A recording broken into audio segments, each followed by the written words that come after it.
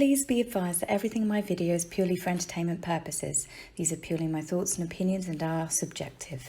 I must advise you to please do your own research. All media users found on the public domain and are fair use and fair dealings. Hi you guys, I hope you're all doing okay. Really sorry I haven't really been around for the last couple of weeks. I can tell you guys about it now. Basically I found out that my mum has a brain aneurysm.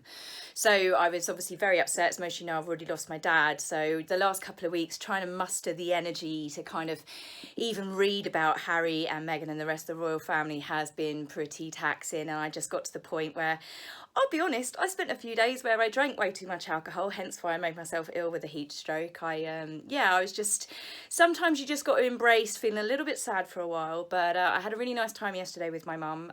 We went out for her birthday, so so that's why I have been very, very distant and very, very quiet. I have had lots of concern messages from you. Don't worry, the sugars haven't got me yet.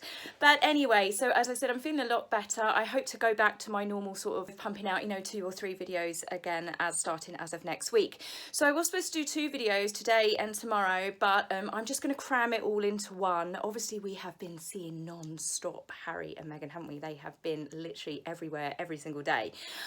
This is more to do with the older stuff, and I'll catch up with the newer stuff with you on Monday. So on the 15th of August it was VJ Day. It was the 75th anniversary since Japan surrendered at the end of World War II. This is one of my favourite photographs where people were celebrating. It's quite an iconic picture. So obviously we then saw Charles and Camilla.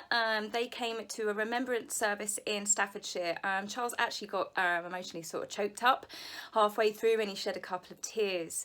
We also heard from Prince William, who did a very, very, very kingly speech. I don't think I can show it in here just because of copyright and stuff, but it's definitely worth a watch. He is definitely going to be a great king one day. And strangely enough, the one that has been bitching and moaning the most about losing his military titles due to Megxit, radio silence, nothing. He didn't come forward. We had no videos of him. Absolutely just boop, silence, which is becoming a rare thing for these two. Now also on the 15th of August we had Princess Anne celebrating her 70th birthday. She released 3 portraits to the public. This is my favourite one because you don't often see Princess Anne, especially at the age she is now, being particularly girly. She's very, very country. She always dresses down to suit just that country environment, doesn't she? She's always in wellies, she's always at horse yards and stuff. Obviously she used to dress really glamorously when she was younger, but I just thought this picture, she just looks so regal and so pretty. And I've never heard anyone say a bad word against Princess Anne. Everyone seems to really, really like her, and it's a shame, and I do agree when people say this, that she's not next in line to take the throne. I can't help but feel that Charles has definitely shown that he's pretty weak of late, given the fact that he's funding his son's playboy lifestyle and, well, let's be fair, Meghan's political aspirations. Lots of money is being pumped into their LA dream, despite the Queen saying that you cannot take royal and basically set up your own royal family in the USA. Charles seems to be funding it, so who knows what's going on behind closed walls there. Lots of people like Princess Anne for a variety of reasons. She really, really sticks and honours to any of her patronages. She is one of the hardest working royals, if not for many years, the hardest working royal next to the Queen. She absolutely honours and values all of the principles that the Queen stands for, and she's never really thrown a temper tantrum over a tiara. Which brings me to my next story. Tiaragate, it's back. So obviously with Finding Freedom we've had lots of stuff that has been brought back up. Funny enough, it was always the stories that the Sussexes team at the time used to deny, but the book has actually confirmed it, strangely. Omid has actually been called out by Prince Harry, it would seem, or a source close to Prince Harry, and let's face it, there's not many people out there that are close to Prince Harry, so it's going to be Prince Harry himself, the wife, or it will be, staff, won't it, that's come forward, or Sunshine Sachs to deny it. Now what is it that Harry has, literally the only thing that he's come forward to deny that's in this book, which speaks volumes for me. Now there's been lots of stories, and I'll give you my brief lowdown of what I believe that happened. So apparently at short notice Meghan has flown in her hairdresser from Paris, being the eco-warrior that she is, to do a hair trial, and they wanted access to the actual multi-million pound, if not priceless, tiara to do a practice hair trial. Now, obviously, they're not accessible very easily. It's probably all done under lock and key, multiple security accesses. So Meghan to suddenly go, I want to try on that tiara, didn't work out. Angela Kelly was not available to come in from Windsor to cater to the demands of Meghan and demanding Harry. So this is apparently what caused the argument. Now, what was said in the book by Omid, and Omid has also repeated on TV with various interviews promoting this book, is Harry had to intervene, so he called his grandmother and politely said, I don't know what the hell is going on. This woman needs to make this work for my future wife. As I said, Omid backed this up on TV. Now, Omid's got a little bit funny about this because when the newspapers run the story, they have said that Omid said Harry shouted. And Omid has got a little bit defensive and said, I didn't say that. And to be fair, Omid did not say that Harry had shouted. But I don't understand how you could say, I don't know what the hell is going on to your 94-year-old grandmother without that coming across with some sort of arrogant sort of tone to it. If you try and say it in your head, I don't know how the hell you could say it nicely. So Harry has obviously got his camp to deny that he yelled. As I said, this is the only thing that they've refuted with this entire book. Now, is this because, you know, it's brought the Queen into it? Harry has not been the most gracious of grandsons. He has not taken his son to see the Queen, you know, who has absolutely loved him and adored him his entire life. The way that they announced Megxit, they lied to everyone. They did it at short notice. All of the problems that they have caused when they've played up, when they've demanded stuff, when they did the massive temper tantrum and they listed their demands like a ransom note when they announced Megxit at short notice. You know, he's treated the Queen absolutely deplorably. So for him to be, you know, saying, no, I would never shout at my grandmother, I'm not so sure that I would believe that. Plus, reports did come back at the time of Tiaragate that a top royal source, this is supposed to be one of the ones that are not just, you know, like an Omid source, they came forward and they said that the Queen did respond with, Meghan does not get what Meghan wants, Meghan gets what I will give her, meaning which tiara. So that to me doesn't sound like a response that the Queen would say if they'd been having a, you know, a typical lovely, nice conversation. It sounds like that was the Queen slapping him down a bit. So it's also been confirmed that the tiara that Meghan was indeed after was not the Vladimir tiara, which is also a crown, pretty much, isn't it? It's not your standard sort of tiara. The Queen wears it mainly. Diana has worn it, but when she was the Princess of Wales. It's been long a discussion between people whether she was after the Vladimir, because I couldn't believe that the aides would have even offered that as a choice for Meghan to even look at, let alone decide that she might want it for her wedding. It was always the emerald tiara that Princess Eugenie wore. Now, the reason why, obviously, Meghan was not allowed that was because it had already been marked by Eugenie for her wedding. Now, this is why I think that Meghan absolutely did the pregnancy announcement. It's called like narc revenge. It's narc rage. That's why she did it, because of that tiara. I truly do believe that. But poor Princess Eugenie and Jack, they got engaged. They had to hide their engagement because Meghan and Harry got engaged and they came out and announced it. So she had to wait before they could do their public announcement. Then Harry and Meghan decided that they needed to get married immediately, probably before the Queen found out what's it she is.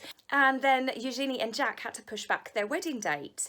And then Harry and Meghan picked the same venue that Eugenie and Jack had picked. So I just think, I don't know, why didn't she try and nick Eugenie's dress at the same time? She was quite clearly after that tiara. She obviously got told no, and this is why she did what she did at Eugenie's wedding, which is a massive social faux pas. I do find it funny that Harry has spoken about Angela Kelly, though, in this conversation to the Queen and called her this woman. Yet, apparently, you know, that was his falling out with Prince William when Prince William referred to Meghan as, you know, that girl or this girl.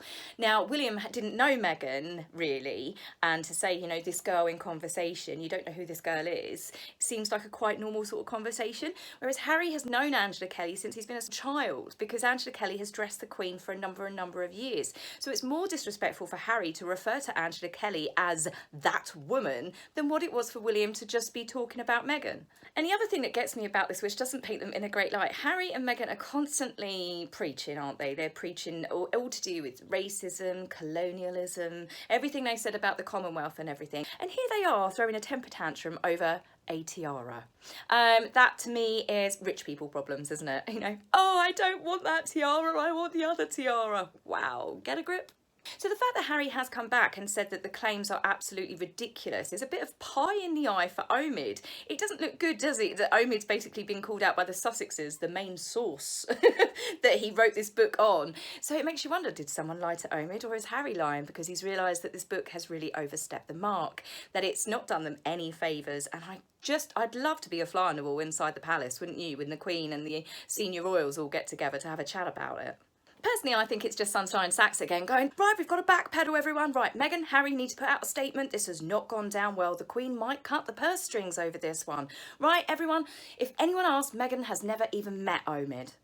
It's a bit like the Sussexes denying that they didn't know that their Sussex squad, and this isn't all of Sussex squad, as I've said before, but their fan base are actually, they have got some of the most vile trolling accounts out there. And Harry and Meghan have, particularly this one person, they phoned them and thanked them for the charity fundraising that they did, despite the fact that this is literally, as I said, I won't post the tweets because some of them are utterly vile, but they are incredibly cruel and nasty. They attack the Cambridges, just absolutely vile stuff. And what makes it worse is people started telling Omid, they were screenshotting shots of this particular account to him, completely ignored. And what did he do then? He had the same woman on his royal podcast, despite people telling him this is one of the worst Twitter accounts that are out there that just attacks everyone. It does make me laugh with Harry and Meghan though, you know, they're constantly talking about they want to remodel how news is reported, they want to remodel social media due to all of the trolling and the vile stuff that's out there. Meghan wants to retrain us. And they've got some of the worst people in their fan group and they've never once called them out. They've never once turned around and said, please, can you keep it polite or anything? And I'd imagine a lot of them are young girls and they probably would listen if Meghan and Harry did turn around and say, look, you shouldn't be behaving like this. This doesn't do us any favours. Please be nicer to each other. But nope, zip, radio silence because it suits them.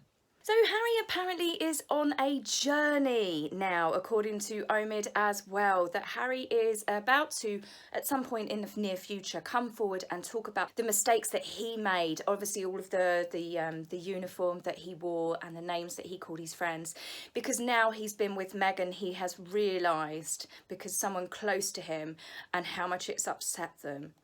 So, what, Harry didn't realise that when the world was utterly aghast when he got caught out? Harry didn't realise that that hurt his friends in the army?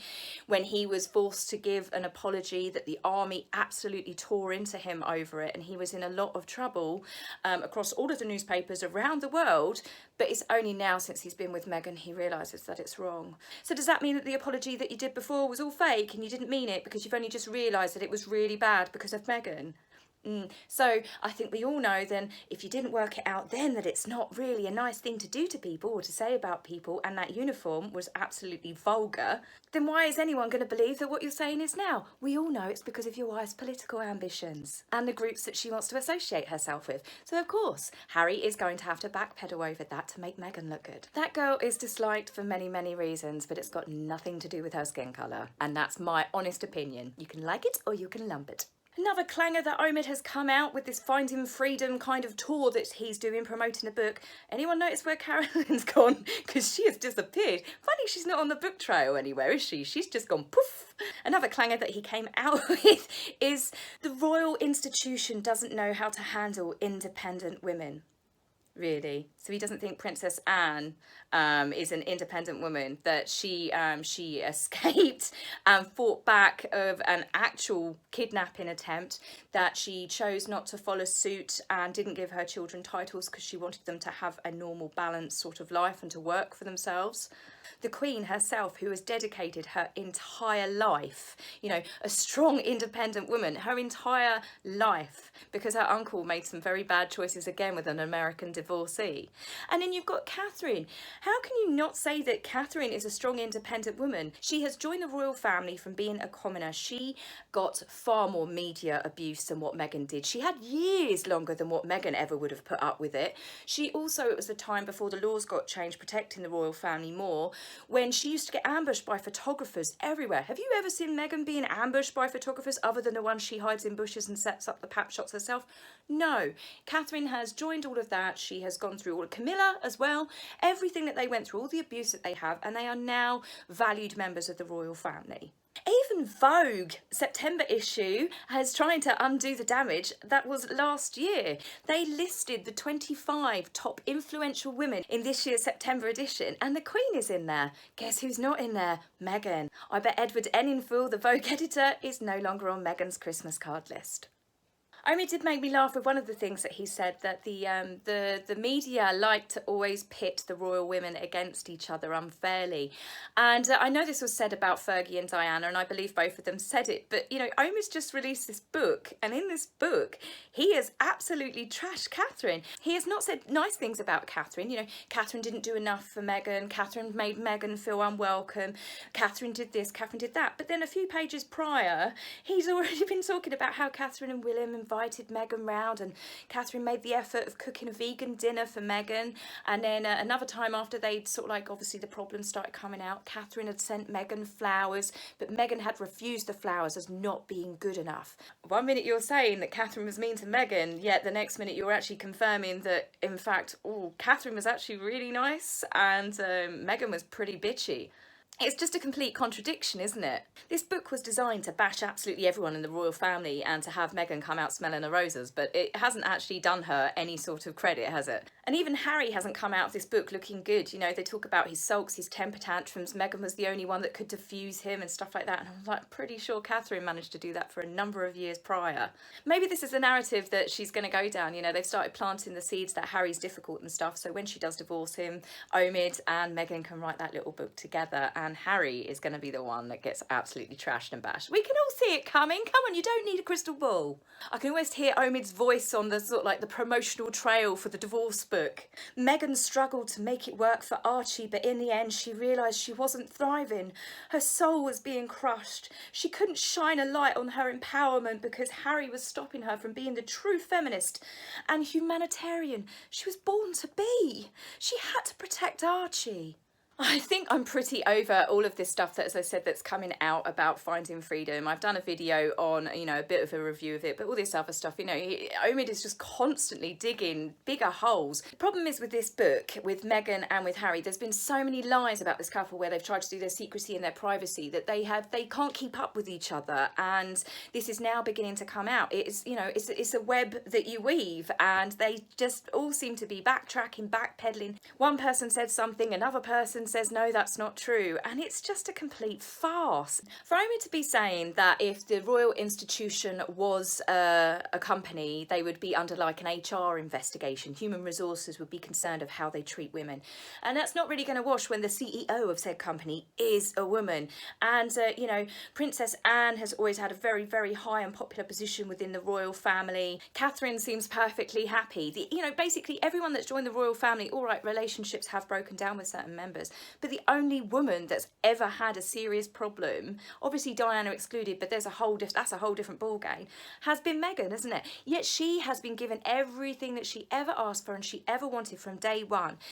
Could you imagine if this was you leaving a company that had given you everything, pay rises, you got pay rises above other people that work for the company longer, you got promoted, you got, given trips abroad, expenses paid, a company car, you got all of this, and then you just suddenly just went, don't want it anymore, and then you spent a good year and a half afterwards just talking about how toxic the company was, how bad the company was, bashing that company at every single moment. You'd be pretty much unemployable, wouldn't you? And this is where I think Harry and Meghan are really, really digging a bigger pit for themselves. And I don't mean that to sound like I've got any sympathy. I'm absolutely shocked at their behaviour. So I'm going to finish up this video with the 19th Represents Virtual Summit, where Meghan's hair had grown another 6 inches.